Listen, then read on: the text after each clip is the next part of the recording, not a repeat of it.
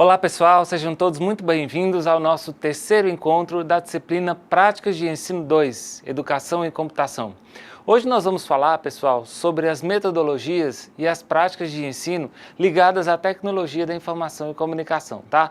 Esse nosso terceiro encontro a gente vai relacionar de uma maneira mais íntima a questão da aplicação das tecnologias no ensino da computação. A gente vai ver que a computação ela tem algumas particularidades, como disciplina, como conteúdo, existem alguns critérios que a gente precisa estabelecer.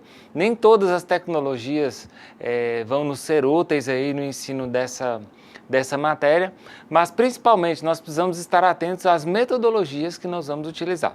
E esse vai ser o tema da nossa aula de hoje. E desejo a vocês desde já um excelente estudo, que façam um bom proveito desse nosso material. Vamos lá? Muito bem, pessoal. Semana 3, Práticas Educacionais e Tecnologias. Então a gente vai falar hoje sobre metodologias e as suas práticas, tá? Antes da gente começar, eu quero deixar com vocês aqui uma frase motivacional do Mahatma Gandhi.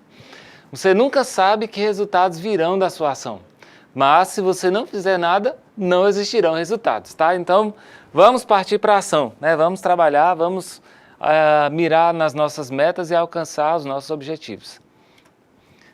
Pois bem, gente, vamos começar falando sobre metodologias de ensino e tecnologias na área de educação, tá?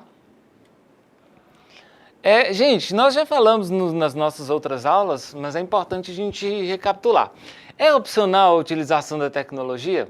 Né? Pelo que a gente já acompanhou, não é opcional. A união entre tecnologia e educação ela é um processo cada vez mais inevitável, pelo que a gente vem acompanhando aí no dia a dia, nas nossas práticas, no nosso trabalho, no nosso lazer, em todas as áreas das nossas vidas, né? Então isso aí é um processo que é já indissociável da nossa realidade. Utilizar a tecnologia em sala de aula representa extrema melhoria no desempenho de alunos e também dos educadores. Então é bom utilizar a tecnologia para o aluno? Sim, mas para o educador também é muito bom, como a gente já falou. E apesar dos problemas estruturais, que a gente já comentou também, é necessário buscar novas maneiras de ensinar e aprender, aproveitando o melhor que cada tecnologia tem a oferecer. Nós vamos falar aí, gente, que não é só aplicar a tecnologia não, tá? A gente tem que identificar a melhor metodologia e tirar de ambas as partes o melhor proveito, tá bem? Eu trouxe essa imagem aqui para a gente refletir um pouco, né? Olhando assim, vocês devem perceber, puxa vida, e alguém ali na iminência de sair da zona de conforto, né?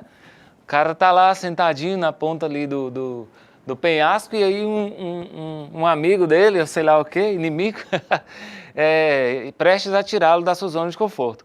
Pois bem, aquele cara ali são as tecnologias e as novas metodologias, né? E aquele outro ali é o educador na zona de conforto. Então não é opcional ficar onde se está. Então, com o advento das novas tecnologias, de novas metodologias, a gente precisa realmente sair da nossa zona de conforto e buscar um melhor aproveitamento do nosso trabalho se a gente quiser continuar aí nessa profissão, tá? Bom, e aí falando um pouco de algumas vantagens de aplicar as tecnologias no processo de ensino-aprendizagem.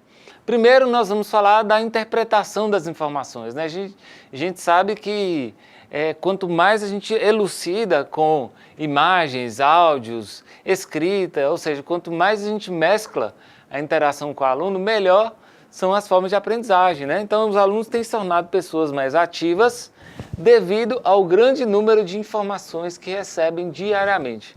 As tecnologias terão a função, portanto, de aguçar a percepção desses alunos e o aprendizado poderá caminhar para uma melhora na interpretação do que é ensinado, tá? Então isso aí é bem importante a gente ter isso em mente. A tecnologia vai sim aguçar, vai instigar no aluno aquela vontade de buscar mais, de saber mais coisas, tá? Essa é uma vantagem. Falando de interpretação, tá aí essa pequena charge. Então vejam bem, nós temos um quadro ali com dois traços e um sinal, talvez um arco, um D, né? E o primeiro senhor ali fala, que belo prato de sopa, ainda quente. Já o outro interpreta o quê? duas flechas para o mesmo arco, interessante. E já um terceiro fala, nossa, um lindo vaso de flores, mesmo sem as pétalas. Quando, na verdade, aquele quadro ali simboliza, a gente sabe aí na linguagem mais moderna, né? É um smile, né? Ou seja, uma carinha, são dois olhos e uma boquinha ali representando um sorriso, né? Então, questão de interpretação.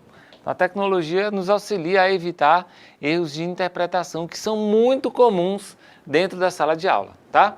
Outra vantagem, possibilita a discussão dos temas das aulas. Hoje é mais difícil achar um aluno que não possua um smartphone, um celular, um tablet, enfim, e que não faça o uso dele no âmbito escolar. E por isso pode ser revertido em benefício da educação. Com a criação de fóruns, por exemplo, os alunos podem trocar livremente informações e participar de discussões que tenham como objetivo o conteúdo estudado. Então vamos instigar nos nossos alunos, através da tecnologia, uma maior discussão dos conteúdos trabalhados em sala de aula. Essa é outra vantagem de se aplicar a tecnologia, tá? Outra vantagem, deixa a aula mais dinâmica e mais atraente. Por quê? Nós temos vários recursos multimídia que podem ser utilizados para atrair a atenção dos educandos, tá? Então esse tem sido um grande desafio dos professores atualmente. Como deixar a minha aula mais dinâmica, mais atraente para o aluno? A resposta está na tecnologia. Se estão diante de dispositivos tecnológicos, como tablets e notebooks, os alunos costumam voltar toda a sua atenção para eles e o aprendizado que eles podem proporcionar. Então é muito comum quando a gente está em sala de aula e aí muitas vezes a gente encontra um aluno que está querendo dormir, né? Ou às vezes fica muito tempo olhando para a tela do celular, de repente o Facebook ali, as redes sociais estão mais interessantes que a aula do professor, né? Isso é muito comum, principalmente nos dias atuais. Ou um outro parâmetro também é aquele aluno que está ali, você está falando, está mostrando os conteúdos, etc. E o aluno está cochilando, pescando ali, fechando os olhos, já com vontade de dormir. Bom, esse é um indicador que você precisa mudar alguma coisa na sua aula, porque provavelmente ela não está atrativa, tá bem? A outra vantagem, vocês estão vendo aí uma pessoa que não está com excesso aí de informação, de papel, né? Então, outra vantagem seria o quê? Facilitar a organização das informações. Isso é evidente, né, gente? Toda a tecnologia aí, computadores, notebooks, tablets, elas permitem uma maior organização dos alunos e dos professores quanto ao conteúdo, anotações e até mesmo para estudar. Nós não estamos querendo eliminar o caderno, viu, gente? Muita atenção com relação a isso aí. O caderno é fundamental para a prática da escrita, né? Não é isso. É basicamente associar essas tecnologias para nos auxiliar na organização das informações durante o processo de aprendizagem. Então, hoje a gente dificilmente vê um professor ou outro carregando diários, provas, trabalhos embaixo do braço, né? A maioria aí que trabalha, pelo menos com relação ao diário, nós temos já é maioria, utilização de sistemas para essa organização aí, tá? O próprio aluno, inclusive a gente sabe aí, quem já é da professor, quem já é da sala de aula aí, é muito comum o aluno chegar na frente do quadro, da lousa, e tirar uma foto, ou até mesmo gravar a aula do professor para poder assistir depois. Isso é muito comum mesmo, tá? Bom, estimula o autodidatismo, outra vantagem interessante. As escolas podem estimular os alunos a buscarem informações sempre que necessário, usando essas novas tecnologias. Com esse grande boom dos canais de vídeo na internet, aqueles do tipo faça você mesmo têm caráter estimulante no autodidatismo dos alunos. Então, muitas vezes, a gente trabalha um tema ou outro dentro da sala de aula e aquele aluno que é mais esperto, que é mais sagaz, ele vai atrás e aprende sozinho, né? Então, a gente vai falar mais à frente aí que muitas vezes estimular a curiosidade é um gatilho interessante para conduzir o aluno ao autodidatismo, tá? Aconteceu um episódio aí recentemente em que um aluno de 8 anos de idade, a professora, tudo que a professora ia explicar na aula de ciências, o aluno já sabia. A professora falou, mas seus pais estão te ensinando aí, né, em casa, como é que é? Ele, não, professora, eu assisti no YouTube. Sobre colisão de asteroides com planetas, assisti no YouTube, então ele já sabia muita coisa. Por quê? Ele tinha curiosidade por aquele tema e ele buscou sozinho, tá? Então, a tecnologia estimula também o autodidatismo. Bom, mais uma razão é a evasão escolar. Então, a tecnologia ela tem capacidade de reduzir a evasão escolar, tá? Então, ao oferecer salas de aula e aulas mais atrativas, com aprendizado dinâmico, etc., os alunos eles tendem a reduzir a saída dos estabelecimentos educacionais, porque se sentirão mais conectados com a escola e com as aulas e não terão preguiça de ir à aula, né? Muitas vezes o aluno pensa assim, que preguiça, aquela aula chata, aquela aula ruim, não quero ir. Acaba desistindo do curso, colocando outras prioridades no lugar, tá? Então, através da tecnologia, deixando as aulas mais atrativas, a gente consegue sim reduzir a evasão escolar, tá bem? Por fim, mais uma vantagem aqui é que a tecnologia é capaz de incluir diferentes tipos de alunos, ou seja, a tecnologia ela é por si só inclusiva, né? Os alunos com necessidades especiais também serão beneficiados. Com as tecnologias adaptadas, eles poderão ter a mesma experiência de aprendizagem que os outros alunos, tendo uma educação mais inclusiva. Nós conhecemos acadêmicos aí, por exemplo, lá do curso de Direito, que acompanham e são deficientes visuais ou audiovisuais, e eles conseguem acompanhar as aulas normalmente através dos aplicativos, né? Grava a aula ali, os aplicativos de celular mesmo, consegue indexar isso, tudo certinho, e ele consegue aprender numa boa, tá? Até mesmo outras formas de organizar esse conteúdo aí, ou até mesmo reconhecer o que é que está sendo escrito no quadro e transcrito para áudio. Então é bem interessante a capacidade que a tecnologia tem de incluir aquelas pessoas que têm uma certa dificuldade em participar normalmente dos conteúdos trabalhados em sala de aula. Bom, ok, então vamos falar aí das metodologias de ensino, tá? É importante a gente lembrar, pessoal, que uma metodologia de ensino, o que é a metodologia, né? Quando a gente fala metodologia de ensino, a metodologia são traços, diretrizes, metas, critérios para se trabalhar em favor do aprendizado, do ensino, tá? Então, um conjunto de métricas, de regras, de aparatos, de objetos que na sua aplicação tem o objetivo de estimular, de melhorar o processo de ensino-aprendizagem, tá bem? Eu trouxe aqui algumas metodologias para a gente falar e mais à frente a gente vai ver como nós podemos aplicar essas metodologias aí no ensino da computação, que vai ser o nosso foco da aula de hoje, tá? Bom, a primeira metodologia é o modelo tradicional, né? Esse que a gente já está acostumado, baseado em apostilas, materiais, avaliações iguais para todos os alunos, né? Quem não atinge a nota mínima não evolui para a próxima etapa. O professor é o grande protagonista da metodologia tradicional. Nós temos outras perspectivas, por exemplo, a construtivista, onde o foco é construir o conhecimento e não apenas incutir conteúdo nas mentes que estão em formação. O aluno, portanto, é o protagonista aí nessa metodologia, nesse processo, e o professor é o facilitador ao conhecimento, tá? Então é um aprendizado mediado aí nesse caso. E tem várias outras metodologias, né? Não entraremos aqui em detalhes em todas elas, né? Temos a montessoriana, a metodologia de Waldorf, de Pickler, a própria freiriana, né? Que é mais difundida também. São várias aí as metodologias que a gente tem. E falando em metodologias, é interessante nós falarmos, gente, de metodologias ativas.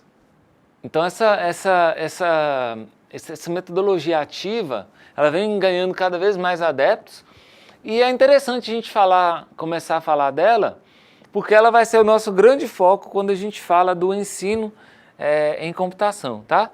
E eu trouxe aqui um provérbio do filósofo Confúcio, que é bem interessante. Esse provérbio fala o seguinte: o que eu ouço, eu esqueço. O que eu vejo, eu lembro. E o que eu faço, eu compreendo. Tá? Isso aí é o princípio básico de uma metodologia ativa.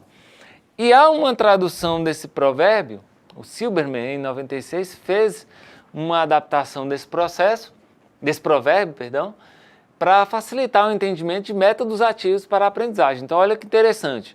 O que eu ouço, eu esqueço. O que eu ouço e vejo, eu me lembro. O que eu ouço, vejo e pergunto ou discuto, eu começo a compreender. O que eu ouço, vejo, discuto e faço, eu aprendo desenvolvendo conhecimento e habilidade. O que eu ensino para alguém, eu domino com maestria. Tá? Então, ele fala que quanto mais a gente estimular os aspectos sensoriais, nós conseguiremos alcançar um aprendizado maior, né? Evidentemente, nesse momento agora vocês estão me ouvindo e vendo a tela aí e também lendo várias coisas que a gente está comentando aqui, né? É uma taxa significativa de aprendizado, mas certamente se vocês estivessem discutindo em tempo real esse conteúdo que a gente está falando aqui, certamente vocês iriam memorizar mais coisas, tá? Então esse é o princípio básico das metodologias ativas nas quais a gente vai falar a partir de agora. Então eu trouxe para vocês aqui uma pirâmide que ilustra bem esse nível de aprendizado, né? Nós temos lá no topo que 10% do que leem em livros, revistas ou artigos são aprendidos, então veja bem, apenas 10% quando a gente lê, né? 20% daquele aprendizado dado em uma palestra, por exemplo, é retido, apenas 20% daquilo que escutam, né? 30% daquilo que vê em fotos, imagens ou ilustrações. Então, aquela máxima que fala-se que uma imagem vale mais do que 1000 palavras, está muito bem expressa aqui, né? Enquanto apenas 10% daquilo que a gente lê, a gente grava, 30% daquilo que a gente vê, a gente memoriza. E olha que interessante, 50% daquilo que a gente vê e ouve em filmes e demonstrações é retido. Aqui já é um percentual muito grande, muito interessante, né? E por fim, 70% do que dizem e escrevem em grupos de discussões são memorizados. Então, aquele momento onde a turma está discutindo, conversando, ouvindo e escrevendo sobre um determinado conteúdo, ali sim nós temos uma taxa de aprendizado muito maior. E aqui, 90% daquilo que estão fazendo é retido quando estão praticando. Então, por exemplo, já falando do ensino em computação, é muito mais fácil você ensinar algoritmo para um aluno, pedindo para ele mesmo fazer o algoritmo, do que ficar 2 horas falando, ou talvez passando um texto que fala sobre algoritmos. Daquele texto que foi passado, eles vão reter apenas 10%. Mas, desenvolvendo um algoritmo, eles vão reter muito mais, tá bem?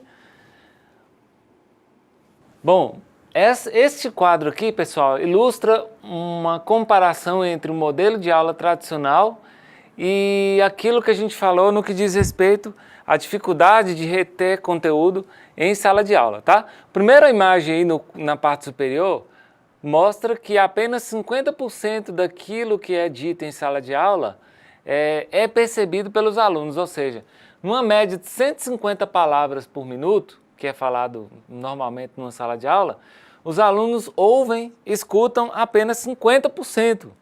Nós não estamos falando de reter 50% daquilo que foi dito, mas apenas ouvir, né? Desses aí, apenas 20% ou menos é retido. Se fosse uma palestra, esse número cairia para 40%. E uma pesquisa mostrou também que os primeiros 10 minutos num momento de fala, eles fazem diferença.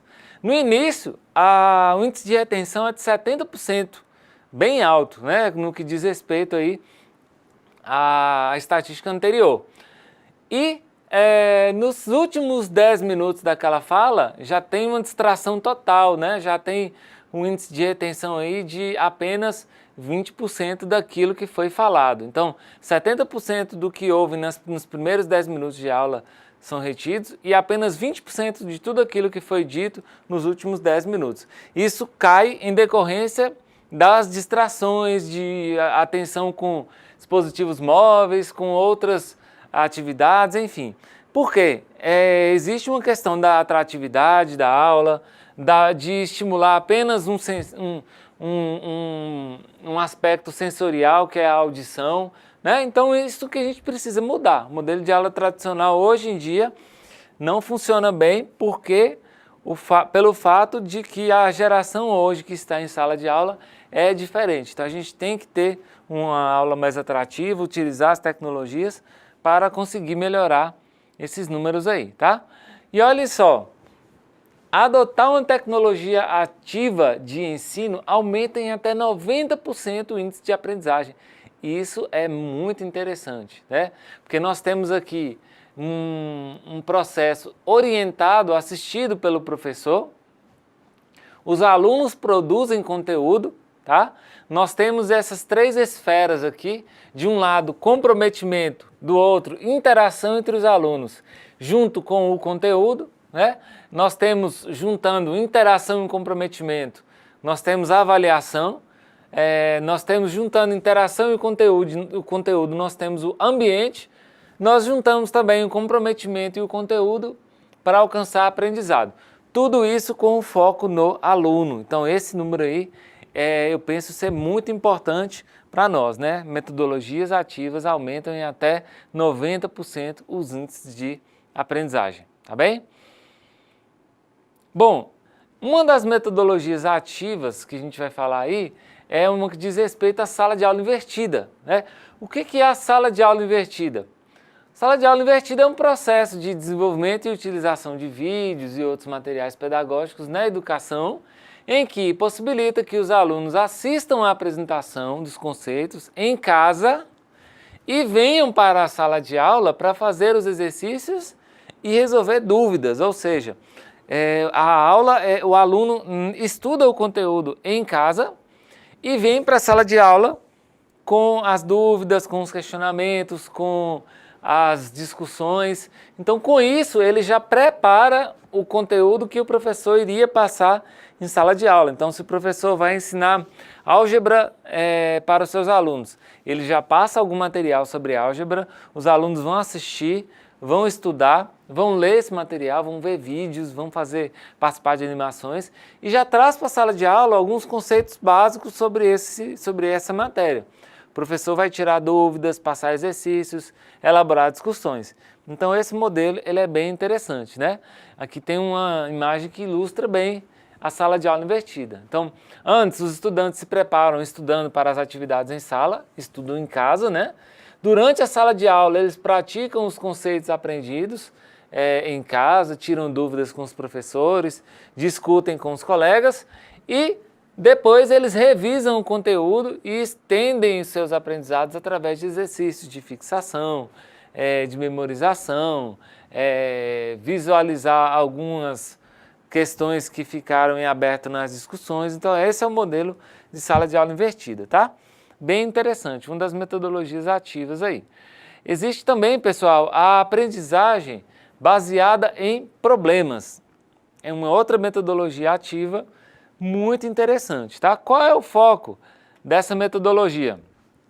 A aprendizagem baseada em problemas, ABP, ou a famosa PBL, né, que é da sigla em inglês, propõe o ensino através de situações práticas. Basicamente é isso, né? Então, qual é a ideia do PBL? Organizar temáticas em torno de problemas e não de disciplinas, ou seja, tudo aquilo que o aluno vai estudar está envolvido em um problema. Ele não estuda nenhum conteúdo solto, avulso, né? Há uma integração interdisciplinar, porque muitas vezes para resolver um determinado problema, uma disciplina só não é capaz de fazer, né? É possível combinar elementos teóricos e práticos, ou seja, a aplicação do conhecimento para a solução de problemas, tá? E é possível dar ênfase no desenvolvimento cognitivo, ou seja, saber realmente o que o aluno está aprendendo. Como assim? Se ele é ou não capaz de resolver esse problema, mostra se ele aprendeu ou não o conteúdo, tá? E uma abordagem centrada no aluno, na qual ele deve aprender por si próprio, tá? Então isso é bem interessante, é comumente utilizado aí em cursos voltados para a área da saúde, né? Como nós já falamos em outros momentos. Então, de repente, chega um paciente que está com uma determinada dificuldade e aí, diante dessa dificuldade, ou um problema, né, o professor chama os alunos e fala, olha, esse paciente está com situação assim assado, ele tem um problema, né, gastrointestinal e também tem um problema na área de fisiologia e também está com uma questão aqui de ortopedia, então ele está com 3 problemas. Para resolver esse, nós vamos fazer essa técnica. Para resolver aquele outro, nós vamos precisar saber isso e aquilo. Então, com essa abordagem é interessante porque o aluno já vê o conteúdo aplicado, a teoria já aplicada à prática, tá? Outra metodologia ativa é a Design Thinking. Para que serve essa metodologia? Ela funciona como uma proposta focada no ser humano, cujo objetivo é integrar, né, as necessidades individuais dos estudantes e promover a inovação de soluções que afetam desde os trabalhos em equipe até a construção de uma carreira profissional de sucesso. Ou seja, ela é bem voltada, pessoal, para projetos, juntando aí com questões relacionadas a problemas, né, com foco em soluções. E para desenvolver essas soluções é preciso estimular a criatividade, né? Então, é uma metodologia que propicia a inovação, a criatividade, empatia, trabalho focado em soluções, etc. Então, aqui nessa parte inferior aqui, a gente tem uma imagem, né, que ilustra bem essa metodologia ativa. E primeiro o aluno compreende essa realidade, né, entende, depois ele vai observar essa realidade. A partir dessa observação, ele vai definir uma meta na qual ele vai ter que alcançar para mudar aquela realidade que ele observou. Depois que ele estabeleceu essa meta que ele vai querer mudar, ele vai idealizar soluções para isso, para mudar aquela realidade. Depois ele vai colocar aquela solução em prática e testar, tá? Então é como se fosse uma abordagem de resolução de problemas mais aprimorada, né? Mais inovadora aí, muito utilizada nos cursos voltados aí a empreendedorismo, administração, finanças, contabilidade, etc. Tá? Bom, e nós temos também o ensino híbrido, né? Nós temos essa imagem aí cujo aluno está mesclando entre um livro e um notebook, né? Isso ilustra muito bem o que seria o ensino híbrido, tá? Então é uma metodologia que caracteriza-se por mesclar 2 modelos de aprendizagem, o presencial e o online. No primeiro nós temos o ensino tradicional, no presencial, na sala de aula, etc. E no segundo nós temos um ambiente que utiliza as tecnologias digitais.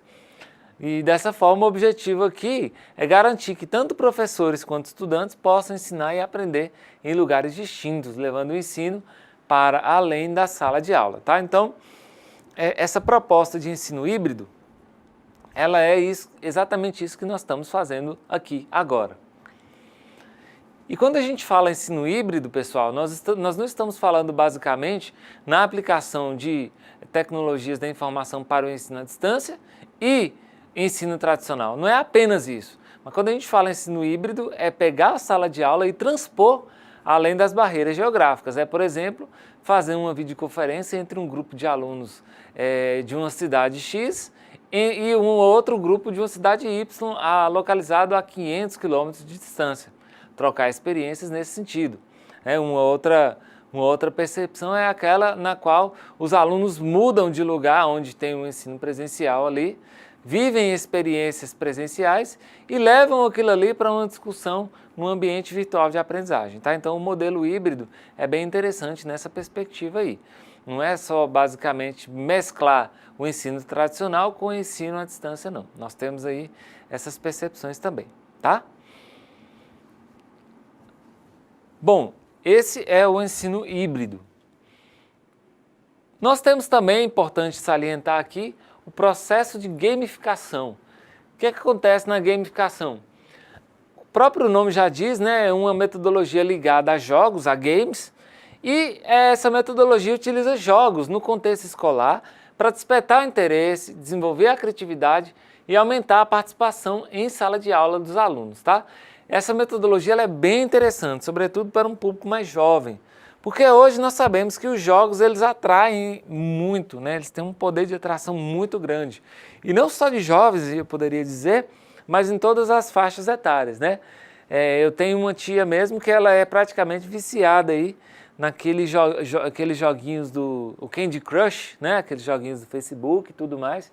Então é algo que atrai a atenção, atrai a concentração e estimula do ponto de vista mental, né? Então, jogos eles têm características interessantes. Foi daí que surgiu a metodologia de gamificação, tá? E o objetivo dela é amenizar a dor do ensino, estimular a persistência e a competitividade durante o ensino. O aluno deixa de ser prisioneiro do conteúdo e passa a ser protagonista, possibilitando aí medir o desempenho, né? Então uma coisa é a gente falar assim, olha, você tem 200 páginas para ler, né? Isso aí a princípio pode ser fatídico, cansativo, mas veja bem, olha a abordagem gamificada, olha, você tem um obstáculo onde você tem que alcançar 200 pontos, se você alcançar 30 pontos você evolui na categoria tal e recebe um prêmio, né? Ou seja, se você lê 30 páginas, você acumula 30 pontos e passa a evoluir para uma nova categoria de leitor, leitor com escudo e capacete. E você ganha 15 pontos para trocar por outras páginas em outros livros, enfim. Então isso faz com que ele não seja apenas voltado ao conteúdo, mas sim deixar algo mais descontraído, onde ele possa medir o desempenho, competir assim, com outros colegas e tudo mais. Então é bem interessante, né? O nível de atenção é elevado, porque nós estaremos ligados ali a um jogo, né? Enquanto se estuda, se joga. E desperta também a curiosidade e vários outros aspectos. Nós podemos falar assim, olha, gente, quem alcançar 500 pontos aqui no jogo do aprendizado vai ganhar um prêmio surpresa, por exemplo. Né? Isso aqui todo mundo vai querer alcançar para saber do que se trata, tá? Falando um pouco mais da gamificação aí, olha alguns elementos aqui. Gamificar não significa usar apenas jogos prontos, mas sim utilizar elementos de games para promover a aprendizagem. Então, olha só alguns elementos. Missões e desafios, pontuações e rankings, prêmios e distintivos que faz com que aquele aluno queira alcançar novos patamares, né? Nós temos os avatares e cenários, então todo mundo quer ser um avatar diferente. Meu avatar é mais legal que o seu, meu avatar está em tal cenário, etc. Então são elementos de games que podem ser utilizados na educação, tá? Outro aspecto aqui, que gamificar é criar dinâmicas, usar recursos de games ou jogos que engajem pessoas para atingir um determinado objetivo. No nosso caso aqui, o objetivo é ensinar, né? E é interessante, gente, porque 1,2 bilhões de pessoas no mundo jogam. E dessas 1,2 bilhões, 700 milhões jogam online. E olha só, isso representa 44% da população online, ou seja, metade das pessoas que têm o hábito de utilizar a internet jogam. E os conceitos básicos de jogos podem ser entendidos por todos. Isso que é interessante. Então, quem joga um jogo consegue jogar outro, que consegue jogar outro, sabe o que faz para iniciar uma partida, sabe o que faz para trocar experiência, para interagir dentro do jogo. Então isso é bem interessante, porque o processo de gamificação acaba tornando o processo de aprendizado intuitivo. Porque os próprios jogos já são intuitivos, eles são feitos para serem fáceis de manusear, de utilizar, de jogar, tá? Então são vários benefícios que essa metodologia aí nos oferece. Isso é bem interessante termos em vista isso aí, né? E não olhar basicamente como uma brincadeirazinha, vou deixar o meu ensino mais legal, mais diferente. Não, ela é uma metodologia realmente bastante eficiente, tá? Bom, e no que diz respeito às tecnologias, muitos estudos apontam já que a cultura de sair do ambiente tradicional de sala de aula e ir para um ambiente tecnológico, ela já está em decadência. A própria sala de aula já vem se tornando um ambiente tecnológico, assim como todos os outros ambientes que frequentamos, tá? Isso aí é bem interessante, porque no início as salas de aula nas escolas, elas não tinham tanta tecnologia que nós temos hoje. A parte de informática ficava a cargo dos laboratórios de informática. Então chegava-se na escola, falava, olha, vamos ter tal atividade hoje no computador. E aí a turma saía da sala de aula e ia para o laboratório desenvolver a atividade. Hoje não. Hoje, como todo mundo a grande maioria já tem celular, já tem notebook, a própria sala de aula pode ser ambiente para uma interação mais tecnológica, tá? Lembrando sempre que nem sempre reflete a realidade de todo o panorama brasileiro. Nós estamos falando aqui de um número que vem crescendo e vem se tornando maioria, tá? A questão do acesso à internet, a dispositivos móveis, a celulares, notebooks, tudo isso em sala de aula, tá bem? Então, olhem só, nós temos alguns gráficos aqui que mostram isso em 2016, tá, gente? Eu trouxe esse gráfico aqui para mostrar que já em 2016 nós já tínhamos um percentual bastante significativo. Principais equipamentos usados por alunos para acessar a internet. O celular ganha disparado, né? Celular, depois vem o computador de mesa, o computador portátil, tablet, videogame e televisão. Então, são números que mostram uma estatística, realmente uma tremenda vantagem dos celulares para acessar a internet. Então, diante dessa estatística aqui, não faz mais sentido levar os alunos para um laboratório de informática somente para acessar a internet, já que grande maioria deles já fazem esse acesso pelo celular, tá? Uma coisa que a gente precisa refletir aí do ponto de vista das metodologias, tá? Bom, outro gráfico. Professores que usam a internet pelo celular. Olha que interessante, em 2011, apenas 15% dos profissionais da educação, dos professores que tinham acesso a smartphones, apenas 15% utilizavam esse aparelho para acessar a internet, em 2011. E esse número foi crescendo, né? 2012, 24%, 2013, 38%, 2014, 66%, 2015, 85% e nós temos agora aí, em 2016, 95% dos professores que têm smartphone acessam internet por ele para executar as suas atividades. É um número extremamente expressivo, tá? Outro gráfico que eu trouxe para vocês, pessoal, é a presença e uso do laboratório de informática. E aqui uma porcentagem sobre o total de escolas localizadas em áreas urbanas. Então veja bem, nas escolas públicas nós tivemos uma queda aqui de 61% para 59% de alunos que utilizavam o laboratório de informática para acessar a internet. Já na particular é bem menor esse número, né? Tendo em vista que a condição dos alunos que estudam nessas escolas é um pouco melhor, então eles já têm esses aparelhos, já têm acesso à internet. Então é um quadro que mostra também a dependência cada vez menor dos laboratórios de informática para proporcionar o acesso à internet para os seus alunos, tá? E com relação aos aparatos tecnológicos, nós temos aí que são realidades presentes, cada vez mais presentes nas escolas, em decorrência da própria transformação da sociedade, como nós já havíamos falado.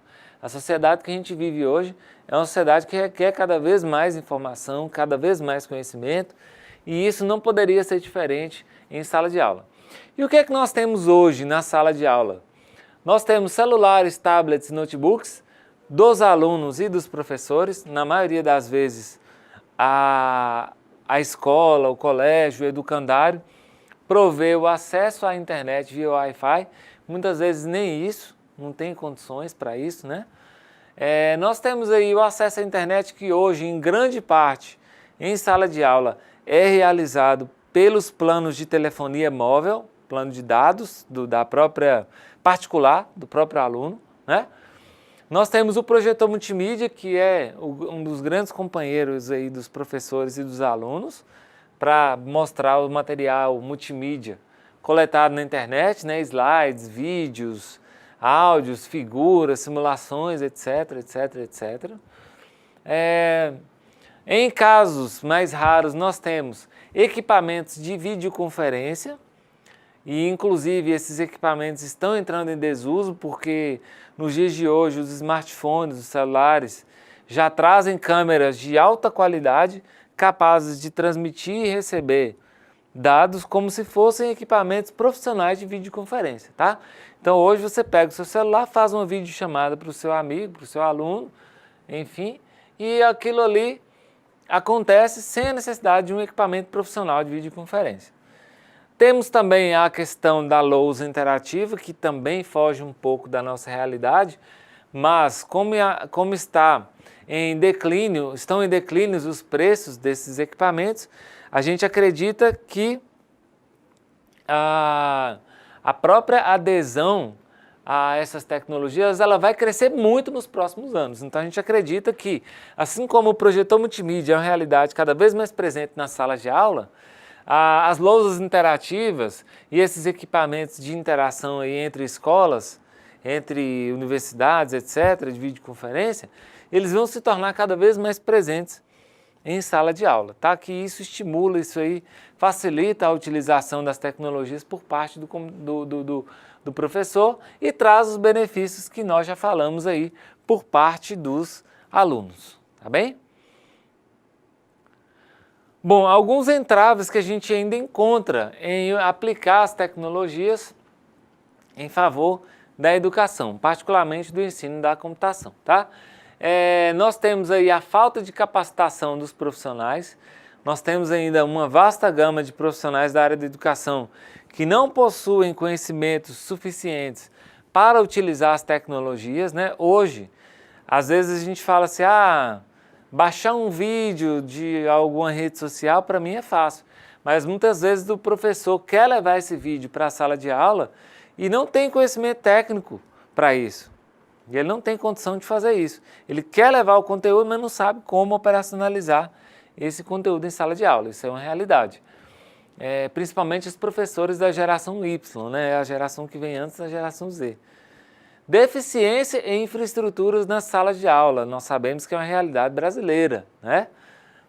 Se não fossem os alunos com seus smartphones comprados com do seu próprio bolso, dos seus familiares, etc., a tecnologia levaria muito mais tempo para entrar na sala de aula, que nós sabemos das precariedades, muitas escolas não têm projetores, não têm internet, ou seja, não tem computadores, né, não tem condição mínima para proporcionar a utilização das tecnologias.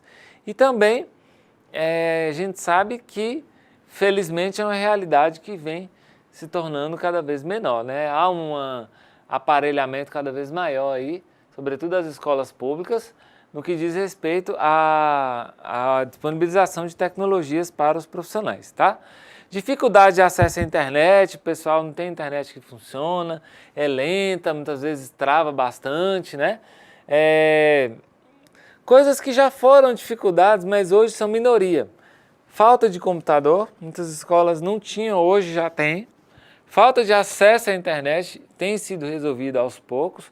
E desconhecimento na utilização de ferramentas de informática. Os professores, como eles têm que utilizar o smartphone no seu dia a dia, eles estão mais dispostos a aprender. E com isso, com esse novo aprendizado, com essa reciclagem, isso é também aplicado na sala de aula, fazendo com que o próprio professor busque meios de se capacitar e de buscar habilidades para que ele possa, sim, aplicar esses conhecimentos na sala de aula durante a sua docência, tá? Não só dele, mas dos profissionais também que os auxiliam ali, técnico, laboratório, auxiliares pedagógicos, etc. Bom, tá aqui mais alguns gráficos que a gente trouxe para fazer essa ilustração. Os piores estados com acesso à internet, né? Nós estamos vendo aqui, não sei se conseguem enxergar, vou dar um zoom aqui para facilitar para vocês. Mas nós temos ali, ó, vejam só, escolas offline, pesquisa com professores avalia acesso à internet em escolas do país. 48,8% dos professores de ensino fundamental estão em escola com acesso à internet insuficiente, isso no ensino fundamental. Os piores estados com esse índice aí, né, o Acre, Piauí, Amazonas e por aí vai. Então são escolas que têm uma dificuldade muito grande no que diz respeito ao acesso à internet ali, tá? Então esses são os piores estados com esse índice aí, professores com acesso à internet insuficiente, tá bem? Bom, nós temos também, pessoal, que alguns programas que facilitam a modificação aí desse cenário. 55,9% apontam escassez ou inadequação de programas de computador educativos. Então olha só que interessante. Os piores indicadores estão aí no primeiro lugar Piauí, segundo Goiás, terceiro Paraíba, né? Com 74,4%. E os melhores indicadores estão em Tocantins, Santa Catarina e Espírito Santo, que apontam aí a ineficiência, ou seja, a inexistência de programas educativos, de software de computador. E novas tecnologias, 36,9% dos docentes afirmam ter grande necessidade de ampliar conhecimento sobre novas tecnologias no trabalho. Foi aquilo que a gente falou, né? Então olha que interessante. No Maranhão, 60,3% de professores do ensino fundamental têm essa dificuldade. Nós vamos ver aí que a própria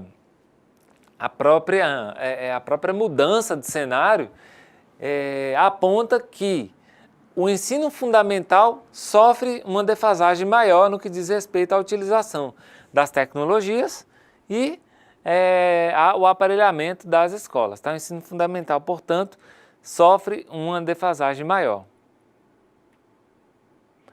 Bom, e por fim, com o que diz respeito à educação inclusiva, nós já falamos, mas é importante ressaltar, educação inclusiva é garantida por lei, né, a alunos com deficiências no ensino regular, mas ainda é preciso evoluir muito, né? A gente tem evoluído bastante nesse quesito e nós mostramos aqui que 61,3% das escolas brasileiras têm alunos com deficiência incluídos em 2017.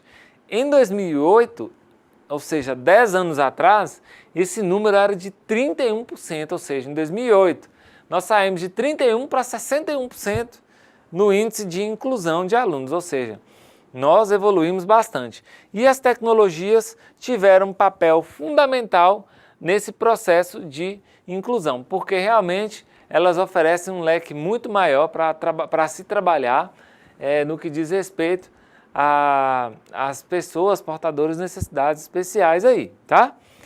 Então esse número aí com relação à inclusividade da tecnologia, a gente tem melhorado bastante. Bom, eu vou deixar aqui para vocês um link, eu vou postar também no ambiente virtual de aprendizagem, um material que fala bastante sobre a aplicação de tecnologias em sala de aula, tá? O nosso tempo aqui é curto, não dá para a gente mostrar esse material com mais detalhes, mas na próxima aula a gente vai falar bastante sobre esse tema aí, tá bem? E vou deixar como reflexão, pessoal, que vocês façam a análise de alguns indicadores na área de tecnologia e educação no Brasil, tá? Existe aí um comitê regulador de internet, tecnologia de informação e comunicação no Brasil, o CETIC, que disponibiliza alguns indicadores nessa área da educação. Então é bem interessante, lá tem quantidade de alunos que acessam a internet, professores, o índice de escolas que têm tecnologias disponíveis, o índice de habilidade desses professores em acessar essas tecnologias, o quão essas tecnologias auxiliam no processo de aprendizagem. Então são indicadores muito importantes que a gente precisa analisar, tá? Então eu vou deixar isso aqui como uma tarefa, um para casa, para que vocês possam analisar. A gente vai explorar esses indicadores aí através das atividades nos fóruns, nas discussões presenciais, quando a gente tiver a oportunidade de fazê-lo, tá bem? Muito bem, pessoal, esse foi o conteúdo da nossa terceira aula, semana 3, né? Nós falamos aqui sobre a importância de se acolher a metodologia adequada para se ensinar no processo de ensino-aprendizagem. Não é só a aplicação da tecnologia que vai deixar as nossas aulas mais atraentes, mais dinâmicas, com um aumento de índice de aprendizado. Nós precisamos refletir sobre as metodologias utilizadas em sala de aula, né? Nós vimos que é importante que nós façamos a adoção de medidas, de metodologias ativas, pois elas propiciam uma interação muito maior com o foco no aprendizado e no aluno, tá bem? Espero que vocês façam um bom proveito desse material. Lembrando sempre, não deixe de fazer as atividades disponíveis no ambiente virtual de aprendizagem. Nós sabemos que o sucesso do nosso trabalho aqui depende muito do esforço de cada um, de cada uma, da interação, da participação de cada um, de cada uma, nesse processo que nós trabalhamos aqui. Tá? tá bem? Nos vemos na próxima aula, bons estudos e até mais!